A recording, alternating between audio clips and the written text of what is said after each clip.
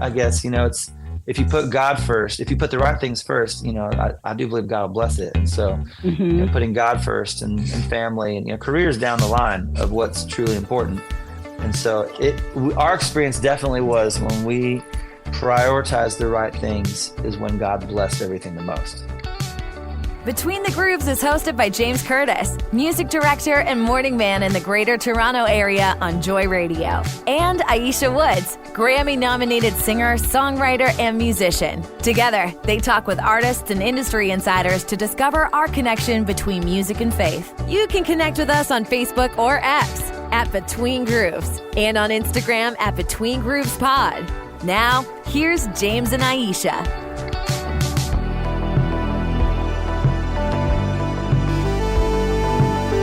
Episode 290. Happy New Year. We are in 2024. Happy New Year. How was your Christmas break? Oh my gosh, it was a brain break for me. I have been telling everyone that I needed a brain break, and I got it. When I tell you I got it, it was wonderful.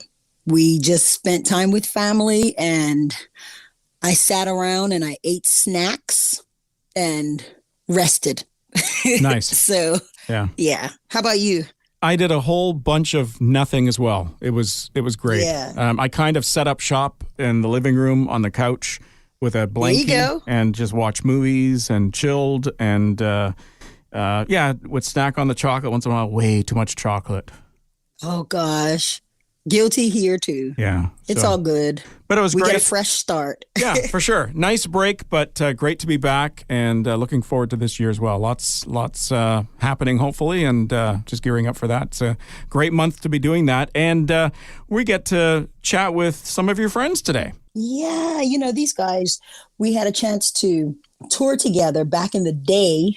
I'm not going to say when or what year, but they've been around for a while, and we toured with Toby Mac, and just a fun bunch and very genuine. And I'm looking forward to reconnecting with them today. Awesome. It's Josh and Matt from The Afters on Between the Grooves. Happy New Year. It's great to have you guys here. Happy New Year. Wow, how exciting. Good night. Can you believe we're already in 2024? Like, what in the world? No, we're living in the future. It went by That's so what it feels fast. like.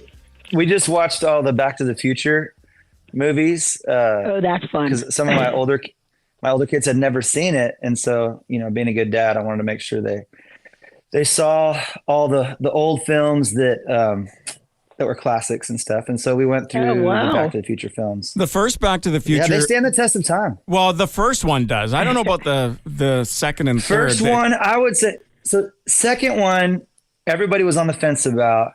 Third one, everybody loved. The Western one. Yeah.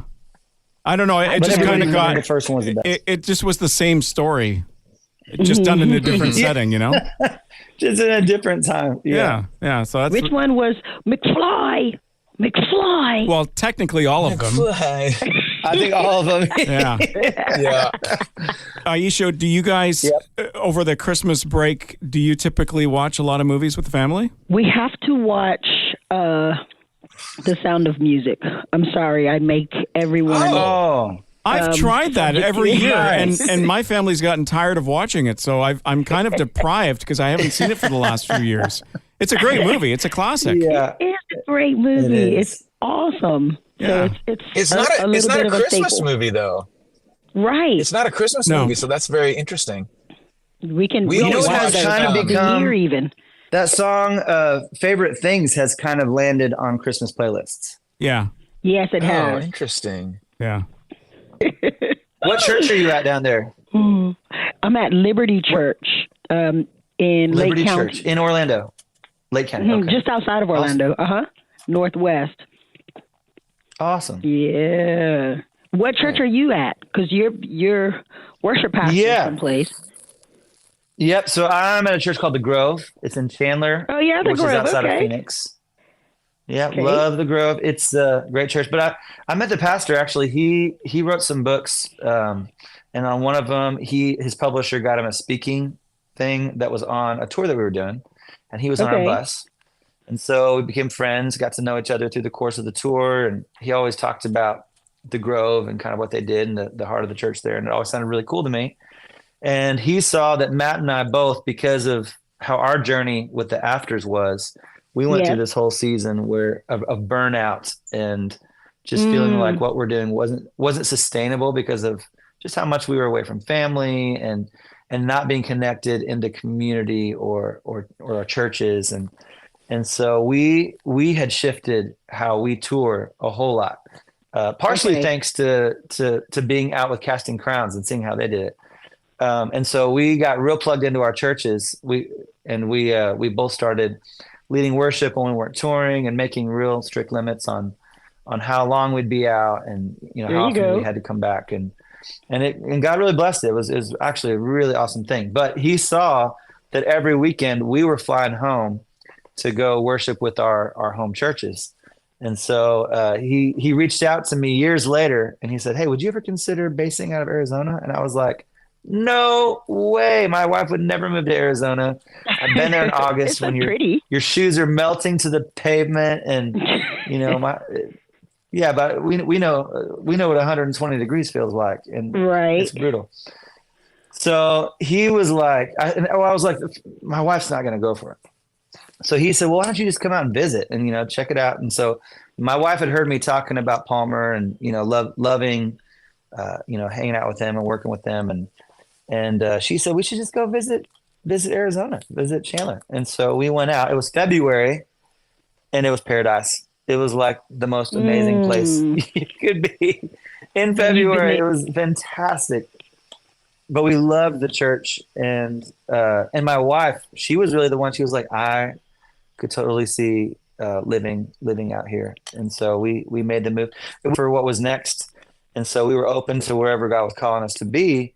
And we knew it wasn't going to be, we really felt like it wasn't going to be in Texas anymore. Cause we had lived in Texas for a long time and we were ready for a change there. And all my family had kind of moved out of Texas, but we love Arizona. I love Texas. But Matt's still back in Texas and he's at a church there in Rockwall. Yeah. We're at Redeemer. Oh, you are? Okay. And Rockwall's just east of Dallas. I don't really ever tell people Rockwall because they wouldn't know where that is, but so we're just east of Dallas and we've been out here for many years at this point. Maybe 2008 we moved out here, and then I've been the worship pastor at the church for not as long, but close to it. Okay. Yeah. Would you ever consider heading out further west, or that's just out of the question? It's so probably not. I mean, we have talked about it, and if we were going to go anywhere, really, we would probably go to Nashville. Don't say Nashville. I say that. Okay, so I say no, we wouldn't.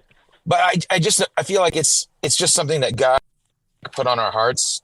I think it would, if God put on my wife's heart and mine both that we're supposed to be somewhere else in the country, well then I think we would go. I just haven't even thought about that because our family is here. We love our church community and we're so plugged in and we've got lifelong friends here, and so I just it's hard for me to imagine that. But if God calls, you go, right? So that's it. I think when we were on tour going through Arizona, I'm glad there was a time he hasn't called.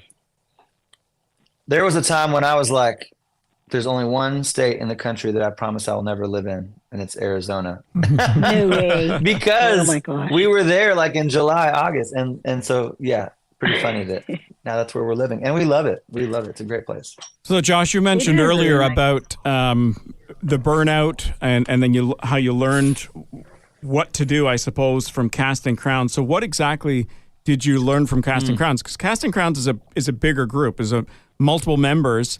And I can just imagine for a lot of them, they probably don't have the whole group going out every single time. They can pick and choose, I suppose, don't they? Sure. I mean, they get their bus back home a lot of Sundays. It was interesting hearing we actually have the same management. And so we've gotten to know their ins and outs pretty well. And it's pretty cool. I mean, Mark is actually on staff still at their church. He's youth pastor and still does that to this day. I love that.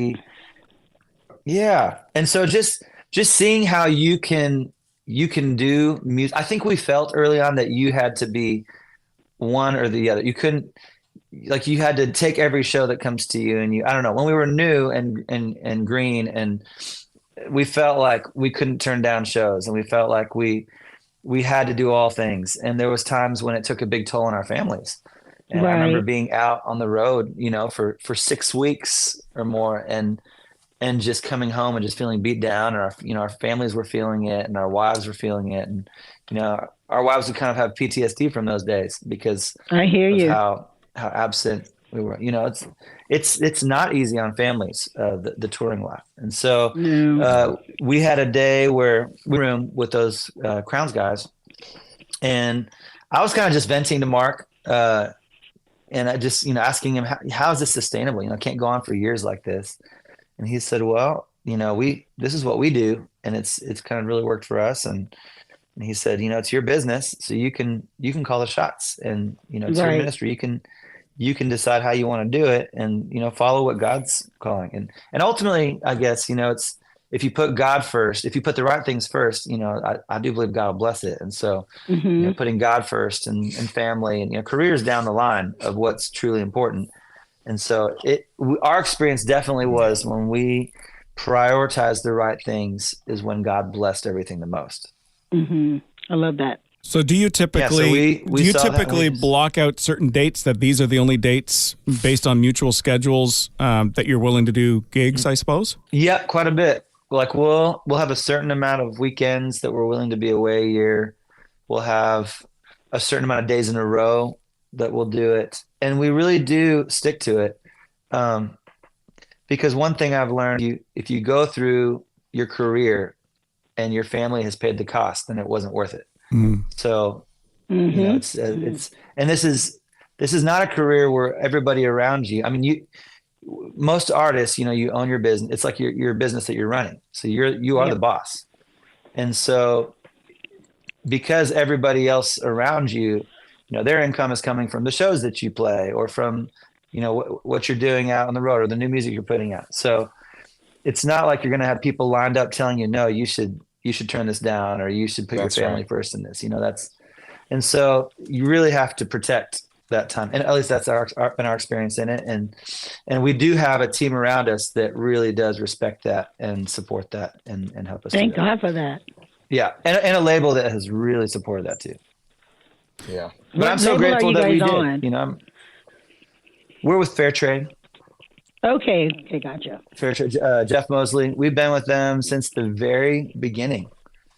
Yeah. That's so awesome. Actually, Bart Millard from Mercy Me back in even like early Mercy Me days, before they were signed. They were a Texas band, and we were a Texas band. So we had shows that we played together in North Texas way back then, and became friends with those dudes. So they were the ones that brought us to the label, and the reason we got signed.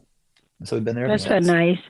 Any movies in the future? About our story? Yeah. Not that I know. Yeah, there you go. It could still happen. It could still happen. Yeah, You never know. Everybody else is doing it. That's so funny. So, guys, your song, your latest song that's been, I guess, spinning on the radio and streaming services for a little while now. God is with us. What a great song!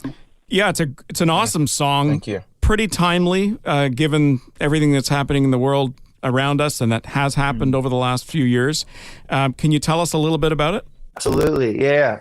There's songs that you write that you sit down and you have an idea or concept or a subject, or there's songs that you write because you're inspired by something in your life or somebody's story. This was a song that we wrote because we needed to write it even for ourselves. And it just kind of happened really organically. We're in the studio, and Matt had just come from Texas, where he had been in the hospital with his wife, who had just been through surgery to remove from her lung, and they had to take out half of the lung.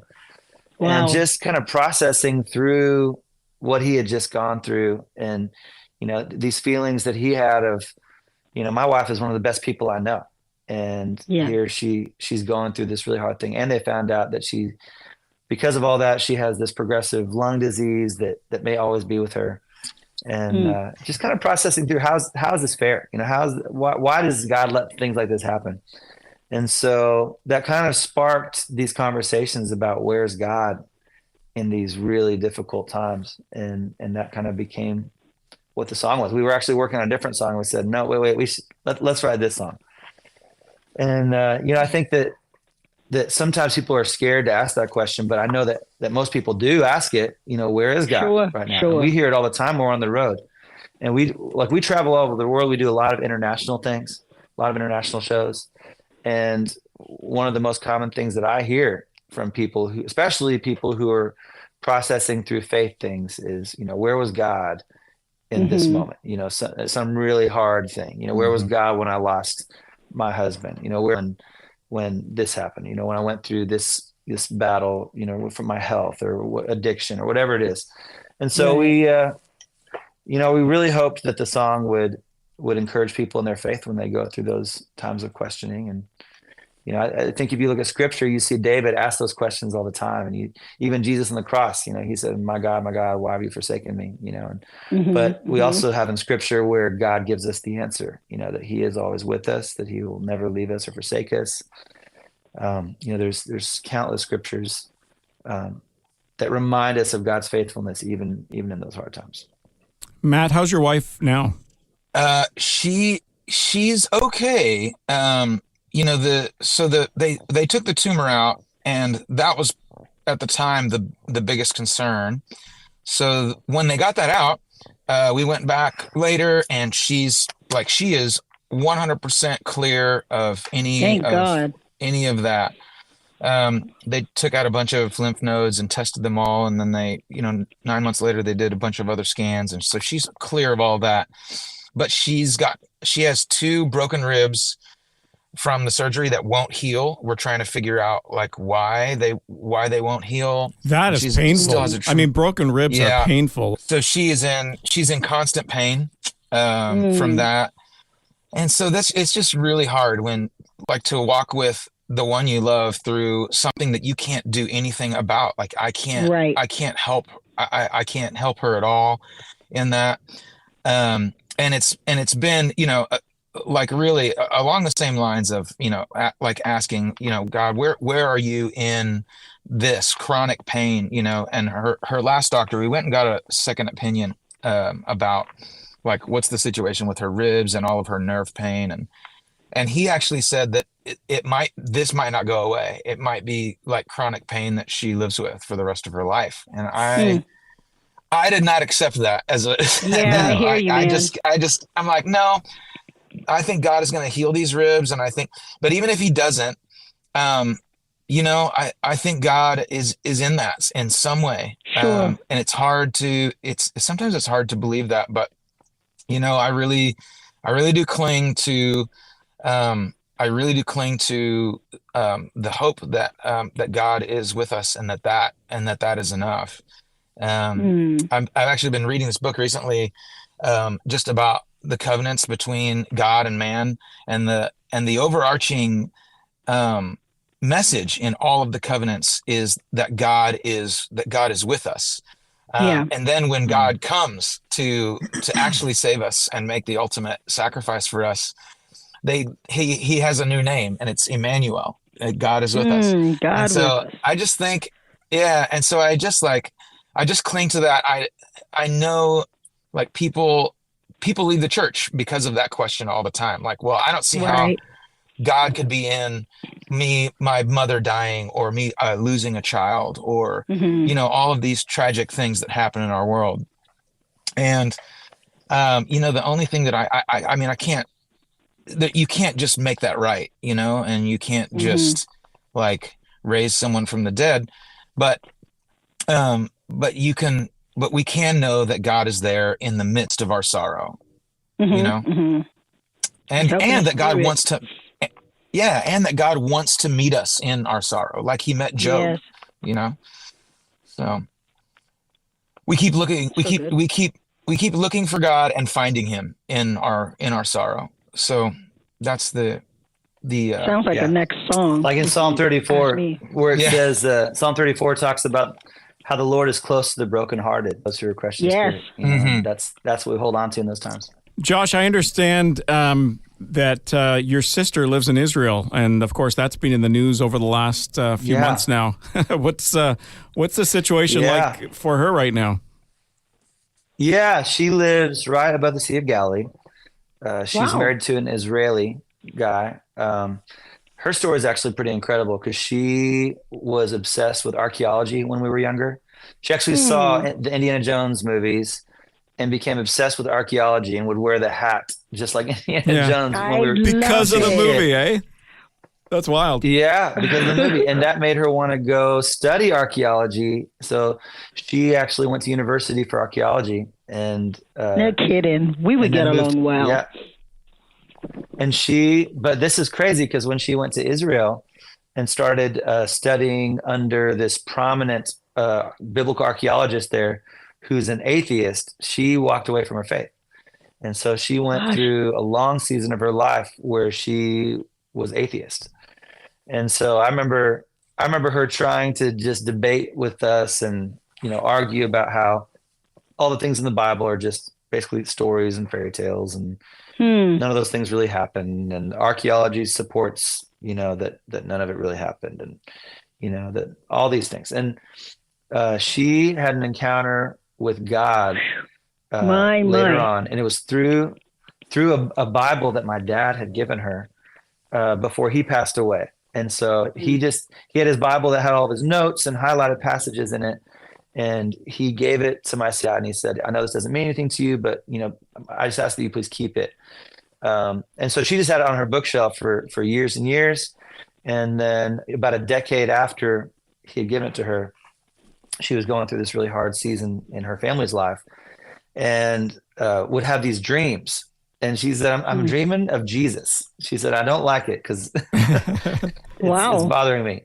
And one night it was so strong, she woke up and she went into her living room, and she saw, for the first time, she walked over and picked up that Bible that my dad had given her and opened it up. And there was, a highlighted passage from my dad. And, she said that whatever scripture that was that just jumped off the page at her, it really, really spoke to her situation that she was going through. And so after a couple nights of continuing to go back to the Bible and it speaking to her every time, she actually called me and prayed with my sister. She said, I want to give my life to Jesus. And so 3 months later, she flew out here to Arizona, and I got to baptize her. And that is wonderful. And the cool thing is her husband is Israeli Jewish. So he's been Jewish his whole life. And so a while after she got saved, her husband did too. And so he's Messianic Jewish now. My. What a beautiful story. Really cool. But really cool. So they live above the Sea of Galilee. They have a ministry now, like where they're, reaching out to people who were like them, who because of science and archaeology didn't believe. And they've got some really cool things happening in the church over there. But they're they're close to the north, and so they've been concerned about Hezbollah and other involved in the north, and obviously they're just heartbroken. All of his family lives down in a town called Ashkelon, which was one of the towns that was raided in the initial raid day. Okay. And so just praying for them and praying for peace over there, and she's actually doing prayer meetings every day on Zoom with people all over the world, tuning in and praying with them. And she's on her balcony right there on the Sea of Galilee. And that's been cool to see, just praying for peace. Ayiesha, have you ever been to Israel? I have not. My sister has, and her husband, they went on a missions trip and got to experience it, but I have not yet. And you see, I said yet, right? Yeah. Yes. Because I certainly hope to go. Have you? I have not. Okay. My mom went years ago on one of these guided tours thing. Okay. Yeah. And she took my brother and his wife. So I'm guilting her in the sense that she owes me a trip. But my wife has no interest whatsoever in going. Really? Yeah, she'd rather be somewhere warm because Toronto's cold, right? So she'd rather be somewhere warm and tropical, as it were. But interestingly enough, Israel has beaches. I mean, I could try. I could try to convince her, but she's just not interested. And I don't know if I'd Not interested. I don't know if I'd go by myself. But many, many years ago, I remember I had gone to school for radio, and I was either I was working radio or I'd just finished and I'd stepped away from it for a time. And I had a friend of mine who had some either friends in Israel, or he had some relatives in Israel or something like that. And he told me, hey, there's an opening. They're looking for a radio guy in Israel. You should apply. And oh my! I never did. The only thing that intrigued me about it was that part of the, if you want to call it perk, was that you got your own personal bodyguard, and that's kind of one of the reasons why I didn't bother applying for it. Do you feel like you would have needed one? Well, obviously they did. Yeah. Right? Yeah. That was Any job kind of where you need to have a bodyguard. well. Yeah, second thoughts on that. Yeah, it sounded cool, and then when they mentioned that, it was like, yeah, I don't know if I'd really want to head to that neck of the woods. They love that's a living hard over pass there. for me. They really do. How long has she lived there? For quite a while, for years and years. I think so that she lived there in the early 2000s, and then she moved back to Holland, which is where a lot of our family's from. And then she and her husband moved back to Israel. It was in the early 2010s. Okay. Maybe around 2010. So now you've got me on Holland, because my family's from Holland, and I went when I was. Are you Dutch? If you're not Dutch, you're not much. Wooden shoes, wooden head, wouldn't listen. Oh yeah. Yeah. Oh yeah. You got. Yeah. I know them all. Come on. I went when I was a kid. Love it. I went when I was a kid, probably 8 or 9 years old, maybe 10. I can't remember. And did the whole wooden shoe thing. I still have them, actually. They don't fit, obviously, but I would love to go back just because I have family members there. That's a place I'd like to go to. I think my wife would be into that as well. You should do it. Holland Just is go. wonderful. That would be fun. It's awesome. We love it. When you go, Is that where you cut the video? Say goodbye. Oh yeah, that was Belgium. That was next door. Yeah, Okay. Next door in right by Belgium. there. Nice. In fact, we flew from Toronto to right, Belgium you for did. that. We had some Canadian shows, and we had about 5 days off in between 2 different runs. Oh, and wonderful. we had to shoot something for this music video, and so we're like, where could we do it? We had this idea for something that looked like a fairy tale or something, and it was post COVID, and flights were so cheap internationally because they were trying to get people back on the planes. Right. So right. it was cheaper to fly from Toronto to Belgium than it was to fly back home. So we were like, well, Congratulations. that's a great deal right there. Let's go shoot this in Belgium. So we and if you've got family members in Holland, if you've got family members in Holland, it's helpful too, because you get to spend some time with them while you're there. Oh, always so good. Yeah.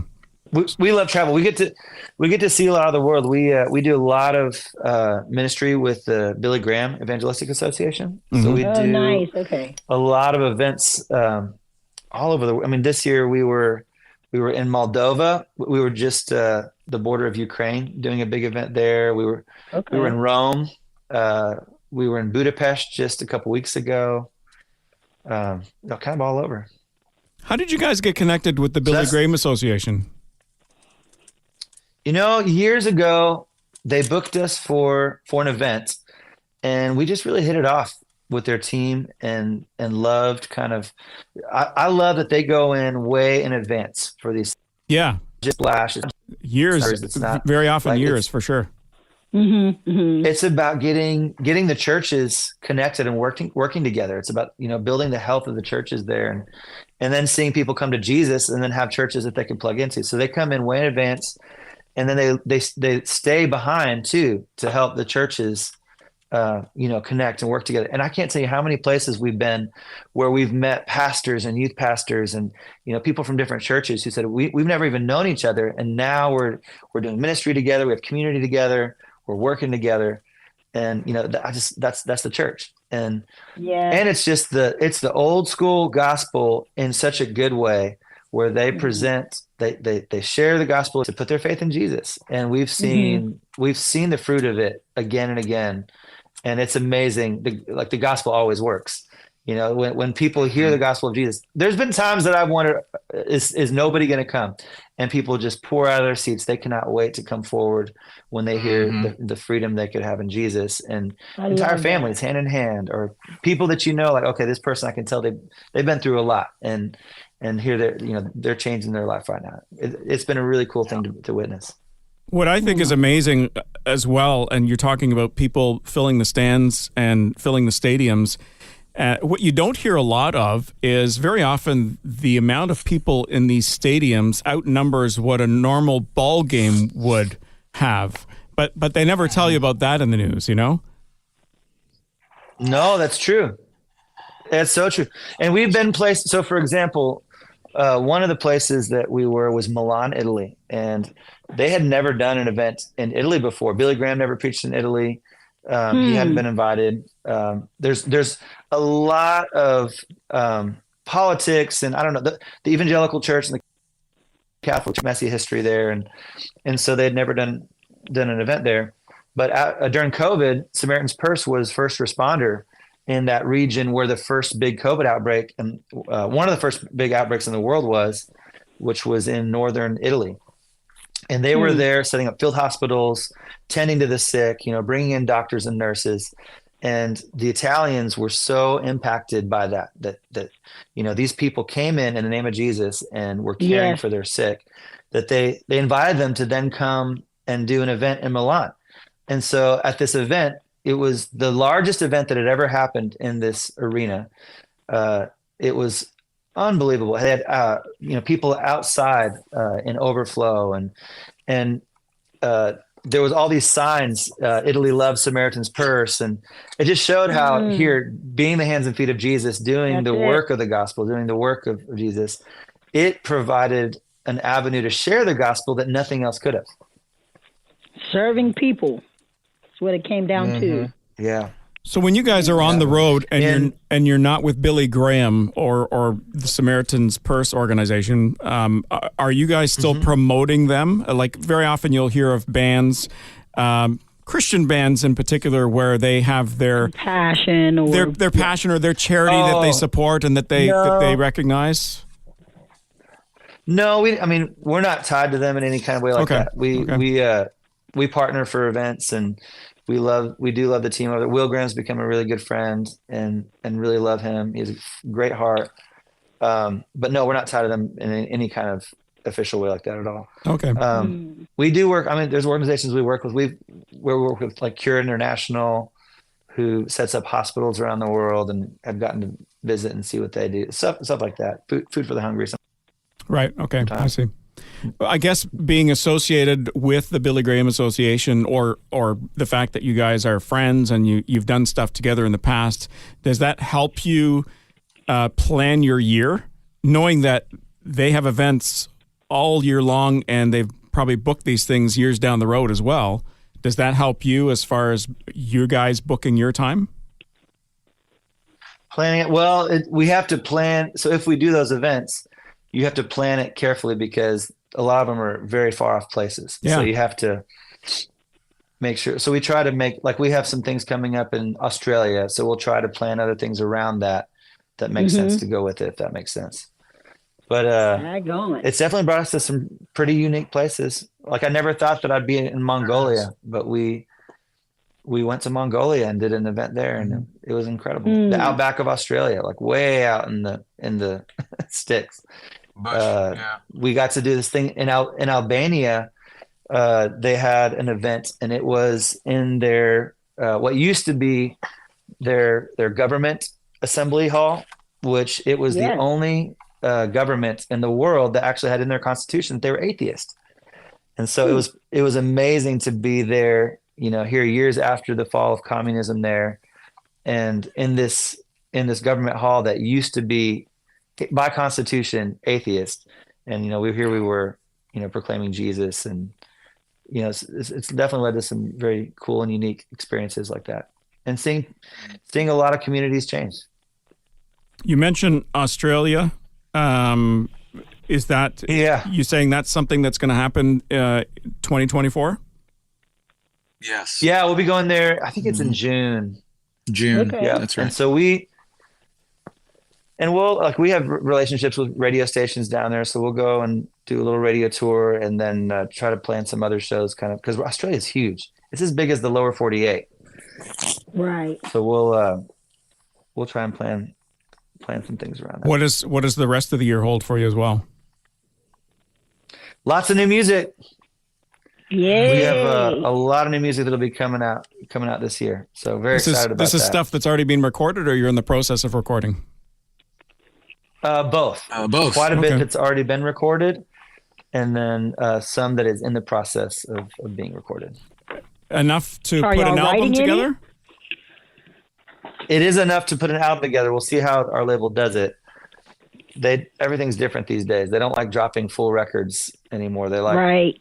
Putting The songs. out song EPs. Trickle them out. Yeah. Mm-hmm. From a radio perspective, that's my preference as well, to be honest. Oh yeah. Is it? Yeah, it is, because then you can focus on the single. You can focus on that particular release, that particular track, versus here's a dozen songs. Which one do I play? Or that you've got all these songs out on the album, and then the album's already out, and it's 6 months later, and then you release the single off the album that people have already heard. It's old. You've already heard the song. Yeah. Mm-hmm. Mm-hmm. Artists love that because it gives too. each song its time to be heard. When you drop a record, it's inevitable that some cool songs are going to get lost in the mix. They might be song, For sure. 10 or 11. You've probably experienced that, like where a song you love on a record that you put out, you're like, oh, this is a song that should be heard, but because it's like track 10 or whatever, it kind of gets lost in the mix. Yeah, for sure. And then 3 months after the album is out, okay, what's next? And it's like, but we've got all these songs. We just, exactly worked on. And so when you do it the other way, an album process can last longer when you're releasing it, song at a time, for sure. Well, there you go. I love this. And people can there's so much out there. Mm-hmm. Yeah. Yeah, we're definitely inundated with content. This age. Good gracious. I've noticed overload. When a band that I love drops a record with a lot of songs on it, even if I love the band, I find that I have a hard time digesting a whole record these days. And it's weird because I used to love that, and I would just live with a record. And that's something that has definitely kind of changed in my listening habits. Yeah. I think part of that is a shorter attention span, but also the fact that there's so much content out there, like Ayiesha said. Yep. So much. Yeah. Absolutely. Guys, thank you very much for hanging with Ayiesha and I on Between the Grooves. Man, appreciate you guys. Appreciate you guys coming on. You guys too. Next time you're in Toronto, either of you, let's get together for a coffee or something. Yes. Would love that. Absolutely. Sounds good. Would love that. Take care, guys. See you guys. Josh, Matt, thanks for dropping by to chat on Between the Grooves. You can check them out at theafters.com. And before we go, some artist advice from Brooke Nichols. I would say to love the people that you're leading. Yes, worship is about Jesus. We do it for Jesus, but we also do it for the people. You walk into a church, whether you're a guest or it's your home church, and it's like you got to have a heart for the people you're leading, because it will really change the way that you lead and you worship. That's great advice, because a lot of times as artists or worship leaders or what have you that are brought in, your mind is not necessarily for the people that you're leading. Yeah. It is come in and do what you came to do, and knowing that you probably will never see these people again in this lifetime. But if you have that mindset and that mind frame going in, it would make for a better worship experience. Sure. Although I'll say it would certainly be easier for a worship pastor on staff because you see these people, you can probably find it easier to connect or know how to connect on stage when you're leading worship versus somebody coming in cold, right? Mm-hmm. Yeah, absolutely. And that's when you really have to kind of be led, you know, be in relationship with Jesus, because it's, then it comes to reading the room and knowing the atmosphere. Because sometimes you'll have a certain thing planned, a certain set planned, and then you get there and the Holy Spirit's like, no, because of what's in this place, you need to do something different. So that's great advice. Yeah, I like that. Brooke Nichols with Artist Advice. And thanks to Josh and Matt from the Afters chatting with us on Between the Grooves. Looking forward to next week. It's going to be good stuff.